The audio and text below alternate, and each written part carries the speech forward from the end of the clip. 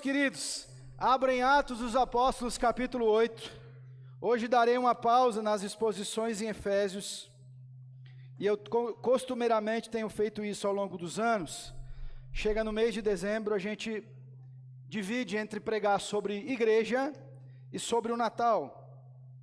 Então hoje eu pregarei um pouquinho sobre a igreja, considerando que nós estamos no mês de aniversário de nossa igreja. Atos capítulo 8, versículos de 1 até 4. Atos capítulo 8, versículos de 1 até 4. E proponho refletir com os irmãos sobre o seguinte tema: avante, igreja, avante. Tem um hino do nosso cenário que começa assim: avante, avante, ó crentes, soldados de Jesus, erguei o estandarte. Amém. É sobre isso que nós vamos falar. Avante, igreja, avante. É tempo de avançar. A igreja de Jesus avança. Leremos Atos capítulo 8, versículos de 1 até 4. E Saulo consentia na sua morte. Naquele dia levantou-se grande perseguição contra a igreja em Jerusalém, e todos, exceto os apóstolos, foram dispersos pelas regiões da Judéia e Samaria. Alguns homens piedosos sepultaram Estevão e fizeram grande pranto sobre ele. Saulo, porém, assolava a igreja, entrando pelas casas e arrastando homens e mulheres, encerrava-os no cárcere. Entre mentes, vamos juntos o versículo 4. Entre mentes,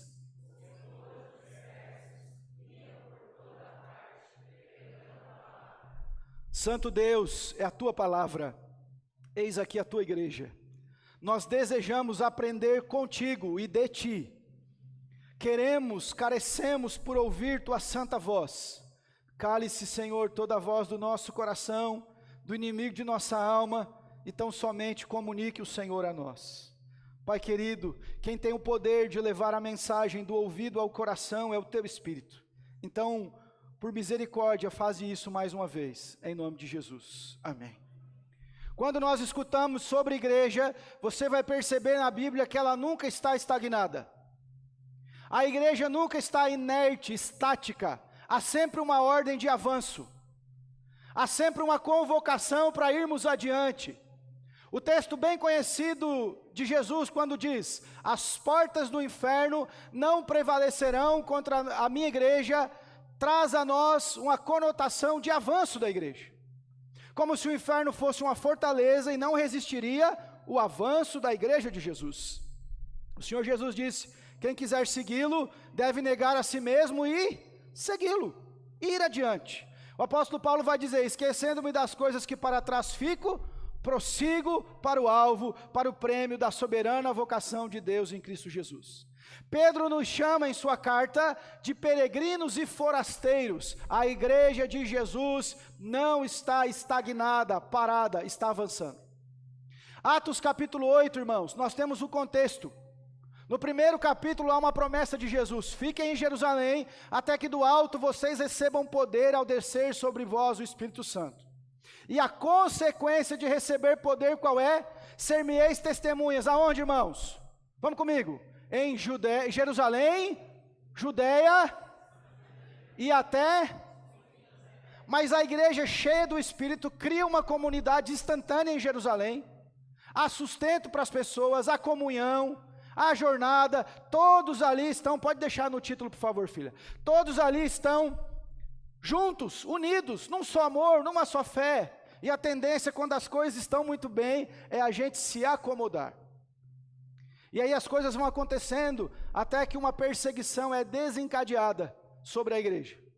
E no capítulo 8, pós a morte de Estevão, está esta igreja, como acabamos de ler, dispersa, espalhada. Só sobram os apóstolos. E agora esta igreja dispersa começa a cumprir a ordem de Jesus, porque eles foram dispersos pela Judeia e pela Samaria, pregando o Evangelho de Deus. Nós precisamos aprender com Deus, que a igreja dele avança. Obrigado, diáconos. Geladinha ainda? Glória a Deus. A igreja de Jesus avança. Repete comigo isso. A igreja de Jesus avança. De que modo que essa igreja que está avançando, nós aprendemos com Deus? Veja lá, primeiro versículo comigo. Pode ser depois, e Saulo consentia na sua morte. Naquele dia,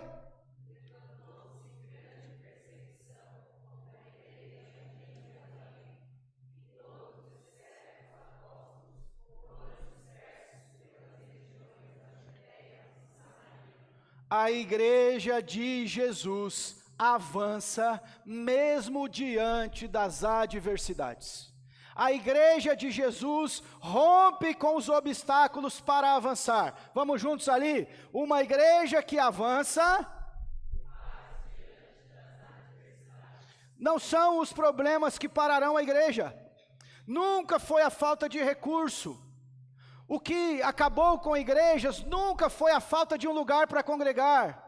O que matou igrejas foi a falta do poder de Deus, da oração, da santidade, da busca pelo Senhor. Mas a igreja é dispersa. Os inimigos estão pensando assim: se espalhar esse povo, nós vamos acabar com eles. Na conta dos inimigos era subtração, na de Deus era multiplicação. Quando espalha, são sementes que estão sendo espalhadas por muitos lugares. Cada crente levava consigo, irmãos queridos, o Evangelho. E a adversidade foi, nesse contexto, um instrumento de despertamento para aquela igreja. Jerusalém está bom, tem culto todo dia, tem pão repartido, vem um irmão e doa alguma coisa, aquele que não tem recebe, está muito bom aqui. Perceba, irmãos, que quando as coisas estão bem, nós temos uma tendência a cair no nosso conforto. Vocês percebem que o conforto pode ser um problema para a igreja? Quando não falta dinheiro, quando não falta gente, quando as coisas vão bem, nós achamos que não precisa mais orar. Tudo funciona, tem gente para tudo, o templo está bonito, o ambiente está cheio, e aí é o perigo. E aí nós estamos andando na beira do abismo. Quando a perseguição chega, essa igreja é desperta para uma coisa: tarefa missionária. Vocês não foram chamados para estar em Jerusalém estagnados, vocês foram chamados para pregar o Evangelho por todo o mundo. Começa em Jerusalém. Jerusalém é, em certo sentido, a base da igreja, mas dali ela parte para outras terras, mas eles estavam confortáveis. Outra coisa interessante, a adversidade trouxe dispersão, mas Deus a converteu em multiplicação. Se separar a igreja, ela não acaba, ela aumenta. A igreja aqui está expandindo. Outra coisa, meus irmãos, que nós temos que ponderar: a adversidade pode estar na agenda de Deus. Não é Herodes que persegue a igreja meramente. Não são os religiosos que querem acabar com ela. Mas é o próprio Deus que está mexendo, sacudindo a igreja, dizendo: é hora de despertarmos. É hora de avançarmos. Irmãos, a Bíblia diz: nós, entretanto, não somos dos que retrocedem. A igreja avança diante da dificuldade. Nós já demos cada desculpa esfarrapada, irmãos. A gente não faz mais missões e evangelismo porque falta dinheiro. E essa igreja pobre aqui, como é que ela evangelizava? Pedro encontrou alguém que era coxo e mendigo. Ele não tinha dinheiro, mas ele disse assim: o que eu tenho eu te dou. Em nome de Jesus, levanta e anda. O que falta para a gente, irmãos, é graça e poder de Deus. A igreja avança nas adversidades. Não foi a perseguição que parou a igreja, os imperadores não acabaram com a igreja, o comunismo na cortina de ferro, na antiga União Soviética, e países adjacentes não acabaram com a igreja, mesmo que fuzilassem cristãos, porque a igreja é de Cristo e ela não acabará. As dificuldades aumentam a igreja, fazem a igreja despertar e crescer para a glória de Deus. Ei, irmão, quando você enxergar uma dificuldade aqui, pense assim: Deus está nos querendo fazer crescer, amém? Quando perceberes uma dificuldade, lembre-se disso: Deus não está colocando um travamento no nosso crescimento, Deus está nos dando uma oportunidade. Se algo está difícil, nós temos que orar e buscar em Deus para vencer. E aí crescemos. Segunda coisa, irmãos, veja lá versículo 2 comigo, vamos juntos? Alguns...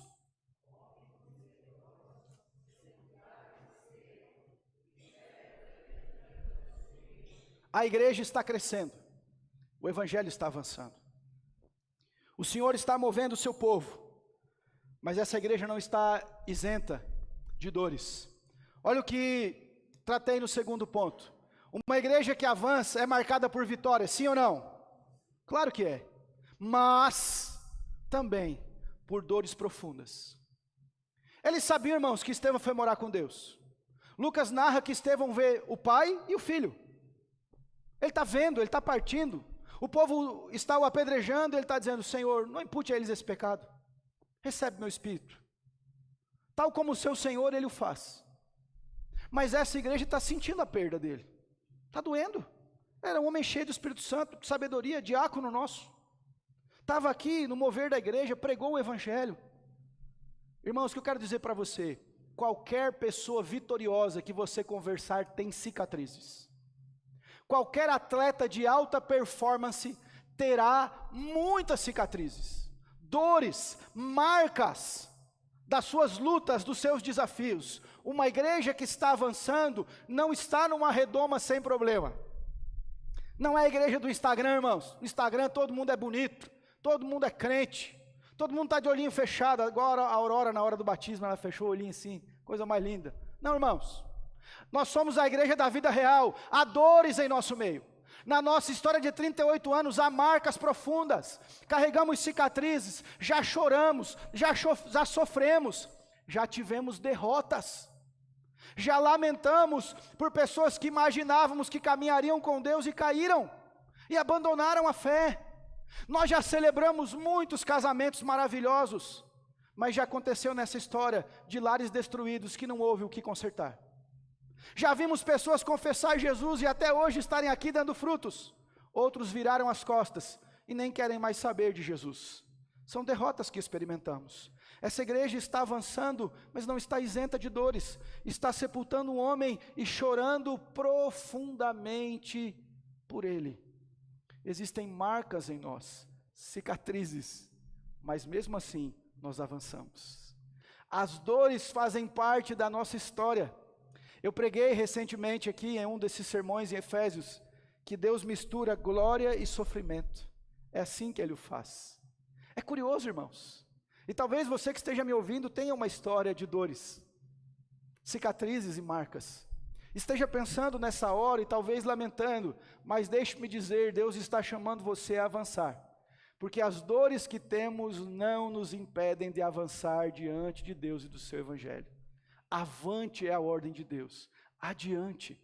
O Senhor não está isento à sua dor, o Senhor não está indiferente ao seu sofrimento, Ele sabe e conhece muito bem. Eu gosto de exemplificar quando Jesus chega num velório de Lázaro. Pensa comigo aqui, meus queridos, se nós chegássemos num velório sabendo que o morto ia ressuscitar, você ia chorar?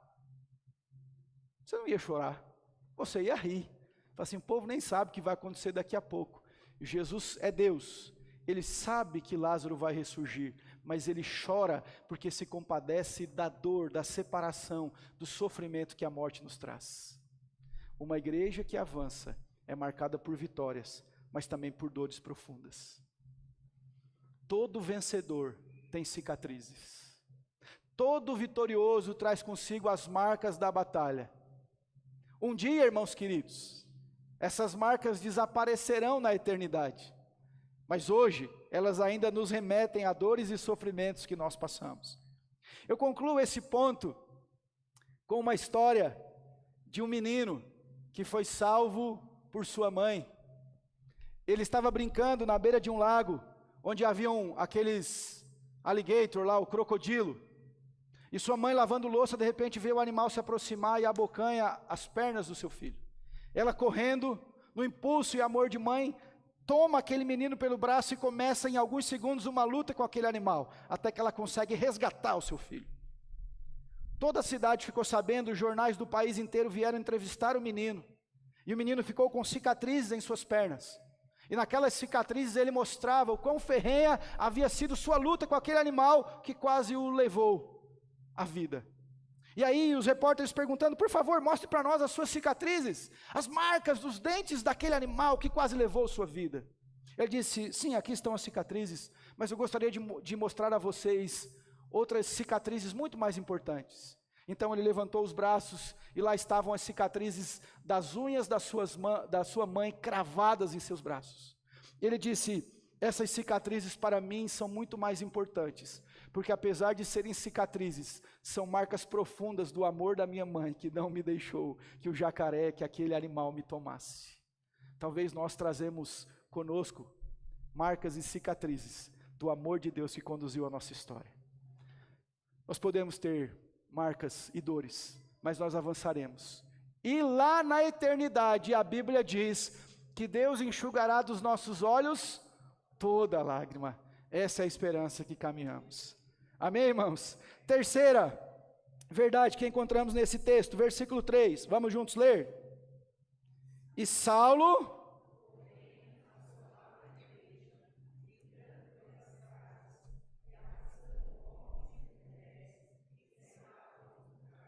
Uma igreja que avança, lidará, pode ler, irmãos, uma igreja, sempre, desde que Jesus estabeleceu a sua igreja, o inimigo já estava lá, e nós vamos lidar sempre com a oposição. Jesus nunca mentiu para nós, ele nunca disse assim: vão adiante que não vai ter nenhum problema. Ele disse: olha, eu vos envio como ovelhas no meio de lobos. Se levantarão falsos mestres, muitos dirão que serão eu em meu nome. Não os recebam, não os aceitem, pelos frutos vocês conhecerão. Saulo está ali, irmãos, querendo acabar com a igreja, mas Saulo é a representação dos inimigos da igreja. Sempre nós lidaremos com a oposição, nós não podemos esquecer disso. A igreja vai crescendo, vai ficando bonita, vai ganhando projeção, conhecimento, nome na cidade, e ela acha que não tem mais inimigo. Ela se esquece que ela está numa batalha espiritual, que o inimigo que a aplaude, na verdade, a quer devorar, que aquele que a reconhece, na verdade, gostaria que ela não existisse. A igreja tem inimigos, logo nós estamos em batalha. Nós não estamos, irmãos, numa recreação religiosa. Nós não vivemos num playground espiritual só esperando a hora de Jesus chamar. Nós estamos em batalha. Este hino que eu cantei um pedacinho, ele tem um tom de marcha militar. Avante, avante, ó crentes, soldados de Jesus. Nós aprendemos desde a escola dominical que nós somos soldadinhos de Cristo. Por quê, irmãos? Porque nós estamos em batalha, em guerra. E há uma verdade aqui: se nós estamos em batalha, se há um inimigo, nós precisamos lutar com as armas certas. Se a igreja está em batalha, se existem inimigos contra a igreja, Paulo foi um deles, mas ao longo da história muitos se levantaram. Quais as armas que nós podemos lutar? Segundo Coríntios 10, 4 e 5 diz assim: porque as armas, eu não sei se dá para pôr aí, Gabi, segundo aos Coríntios 10, 4 e 5, enquanto você acha, eu tomo uma aguinha gelada que os meus diáconos trouxeram. Aleluia. Vamos ler juntos, irmãos? Porque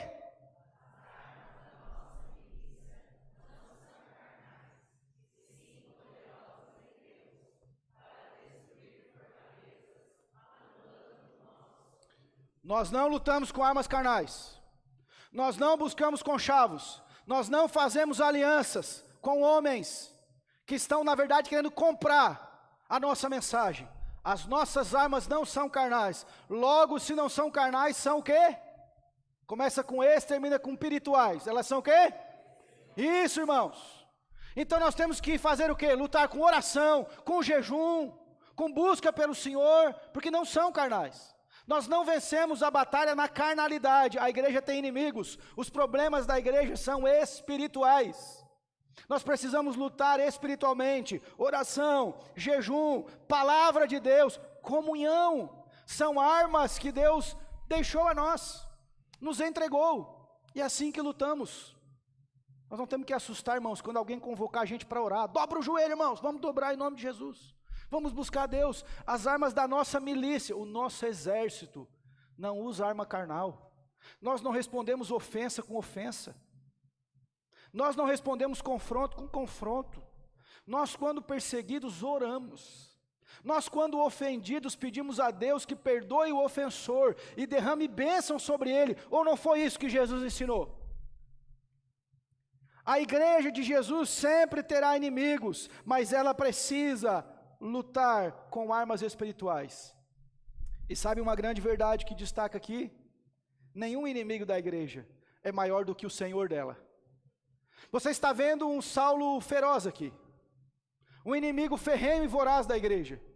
Mas se você virar o capítulo, você vai encontrar um Cristo que coloca esse inimigo ao chão, que faz cair ao chão cego, dizendo: Senhor, quem és tu? Eu sou Jesus a quem tu persegues. Ora, Paulo não perseguia Jesus. Ele nunca falou que estava atrás de Jesus, porque afinal de contas ele pensava que Jesus tinha morrido. Ele perseguia os pequeninos de Jesus, ele perseguia a igreja de Jesus. Mas a voz que brada do céu diz: Saulo, Saulo, por que me persegues? Quem persegue a igreja, irmãos, persegue Cristo. Quem luta com a igreja fiel, não luta com a gente, está lutando com Deus. É Ele que trará solução e resposta. Nisso nós temos que crer, irmãos. Não há inimigo que fique diante de Deus. Se Deus quiser, Ele abate cada um dos inimigos da igreja, porque Ele é o Senhor dela. Tinha que dar um amém, mas assim, forte, irmãos. Deus abate os inimigos da igreja. Amém, irmãos.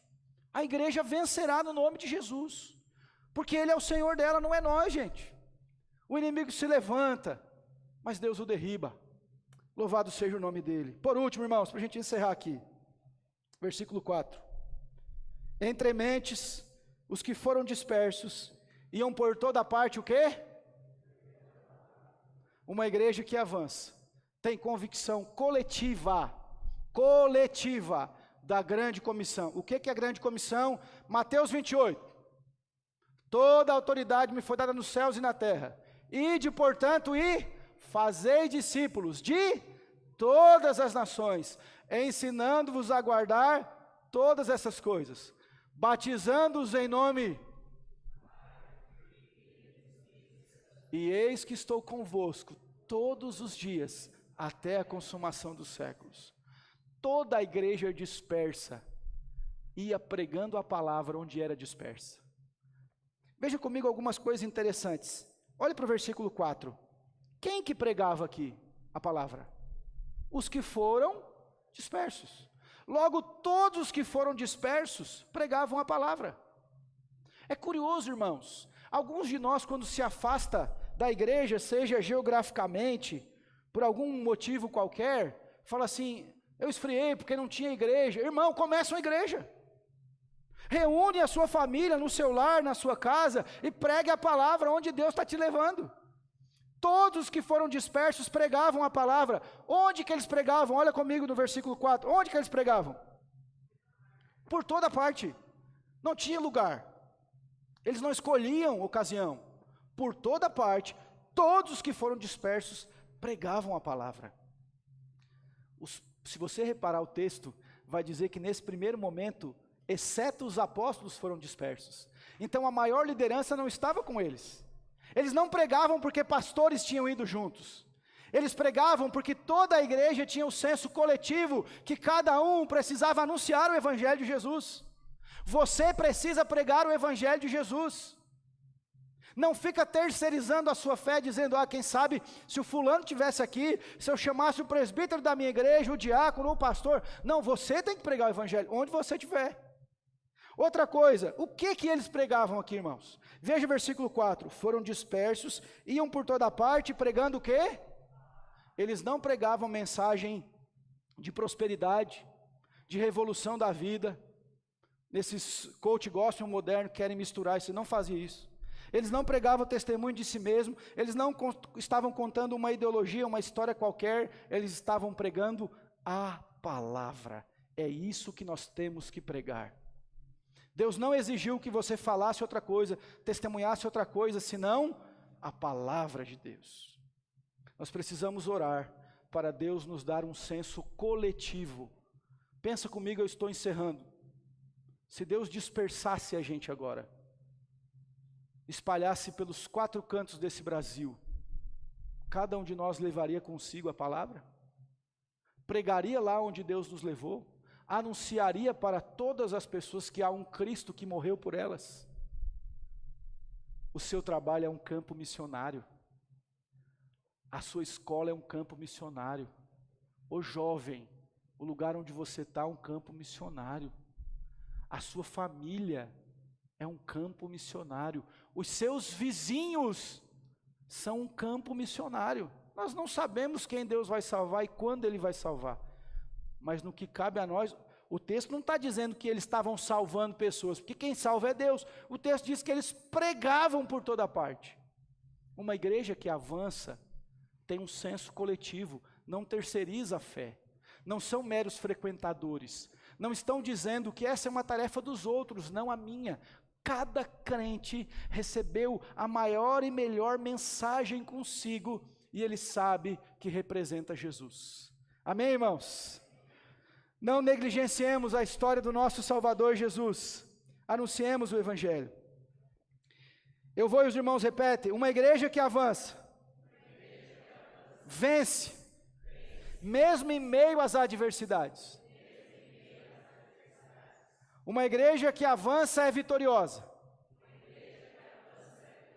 mas também é marcada por dores profundas. Uma igreja que avança sempre lidará com seus inimigos. E uma igreja que avança tem convicção coletiva da grande comissão. Fomos chamados a anunciar Jesus aonde quer que Ele nos leve. Amém, irmãos? Sentado mesmo como você está, curva a sua cabeça. O Senhor te chamou para fazer parte dessa igreja, para que você avance também. Eu não sei como é que tem estado sua vida espiritual, estagnada, retrocedendo, mas Deus te chama a avançar. Lembre-se que não foram os obstáculos que pararam a igreja, então as suas desculpas não valem para Deus. Lembre-se que não foram os inimigos que pararam o avanço da igreja, nós sempre teremos inimigos. Lembre-se que há um Senhor que zela por ti, que cuida da tua vida. Pai, em nome de Jesus eu oro por essa igreja. Nós estamos celebrando mais um aniversário. Estamos felizes porque o Senhor tem nos feito avançar. Pai, mas não a nós. Nunca foi a nossa capacidade, nunca foi a nossa habilidade, nunca foi mérito nosso. É a tua mão, é a tua compaixão, é a tua misericórdia. Coloca no coração dos meus irmãos nesta hora uma percepção, um senso, uma necessidade de avançar espiritualmente, de ir adiante, de caminhar contigo, de romper, ó Deus. Que quando os obstáculos surgirem, lembremos-nos nós que o Senhor está conosco e que a igreja não parará. Quando os inimigos aparecerem, nos ensina a lutar espiritualmente, Senhor Deus. As dores que experimentamos ao longo do caminho, sim, o Senhor as vê, mas nós avançaremos mesmo assim. Ó Pai, coloque no coração desse povo um senso de compromisso espiritual. Quantos novos irmãos aqui que precisarão de amizades espirituais, de discipulado, de pessoas que lhes ensinem a Bíblia, que orem com eles, que façam visitas espirituais, que intencionalmente se aproximem com amizades santas. Então coloque esse senso na tua igreja, porque nós não somos parasitas espirituais, nós não somos consumidores da fé, nós somos crentes em ti, igreja santa do Senhor. Então nos lembra essa verdade, Pai, e nos ajude, Senhor Jesus. Desperta, põe no coração desse irmão um desejo por pregar o Evangelho, por anunciar a tua palavra, no coração dessa irmã, o compromisso da grande comissão que o Senhor entregou à tua igreja. Por isso nós oramos, Pai, em nome de Jesus. Amém.